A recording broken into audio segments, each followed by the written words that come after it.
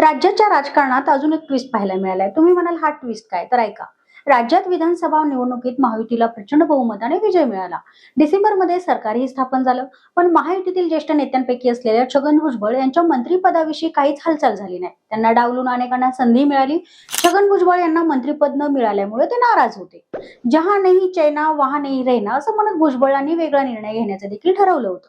मात्र अखेर आता भुजबळांच्या मंत्रिपदाचा मार्ग मोकळा झाला असून आज त्यांचा शपथविधी पार पडलाय। मात्र आता कोणालाही अपेक्षा नसताना महायुतीच्या प्रमुख नेत्यांनी अचानक छगन भुजबळ यांना मंत्रिमंडळात घेतलं आहे। छगन भुजबळ यांना इतक्या अचानकपणे मंत्रिमंडळात का घेतलं गेलं याची चर्चा सध्या राजकीय वर्तुळात सुरू आहे। ही चर्चा सुरू होण्यामागचं कारण काय आहे आणि अशा सर्व गोष्टींचा आढावा आपण घेऊयात। नमस्कार, मी शनाया आणि तुम्ही पाहताय ट्रेंडी गप्पा। धनंजय मुंडेंचा राजीनामा आणि ओबीसी नाराजी प्रचंड बहुमताने महायुतीचं सरकार सत्तेत आल्यानंतर छगन भुजबळ यांना मंत्रिमंडळात स्थान दिलं जाईल अशी आशा होती, पण त्यांना मंत्रिमंडळातून बाहेर ठेवण्यात आलं।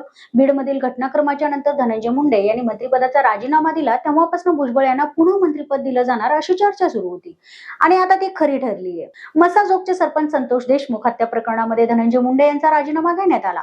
धनंजय मुंडे यांच्या राजीनाम्यानंतर ओबीसी मतदारांमध्ये नाराजी होती, ती नाराजी दूर करणं महत्वाचं होतं। धनंजय मुंडे यांच्याकडे अन्न आणि नागरी पुरवठा हे खातं होतं। त्यांच्या राजीनाम्यानंतर त्या खात्याची जबाबदारी उपमुख्यमंत्री अजित पवार हे सांभाळत आहेत। ते आता भुजबळांकडे सोपवण्यात येणार आहे। ओबीसी चेहरा म्हणून भुजबळांची ताकद।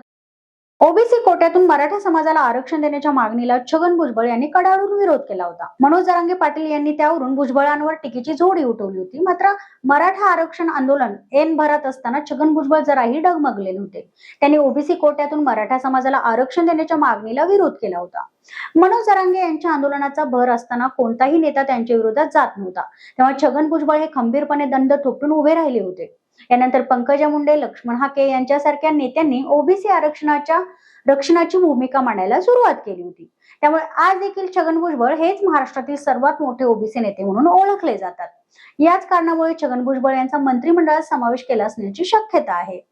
तर अजून एक कारण आहे स्थानिक स्वराज्य संस्थांच्या निवडणुका।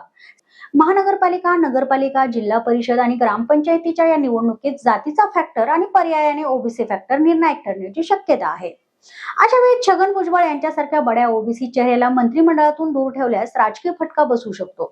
त्यामुळे महायुतीच्या प्रमुख नेत्यांनी योग्य टायमिंग साधत छगन भुजबळ यांना मंत्रिमंडळात घेतल्याचं बोललं जात आहे। तुमच्या मते छगन भुजबळ यांना मंत्रिपद देणं हा ओबीसी मतांना खेचण्याचा राजकीय डाव आहे का, की त्यांचं योगदान लक्षात घेता त्यांना दिलेला हा न्याय आहे? तुम्हाला काय वाटतं कमेंट करून आम्हाला नक्की सांगा आणि हा व्हिडिओ आवडल्यास लाईक करा, शेअर करा आणि सबस्क्राईब करायला विसरू नका। धन्यवाद।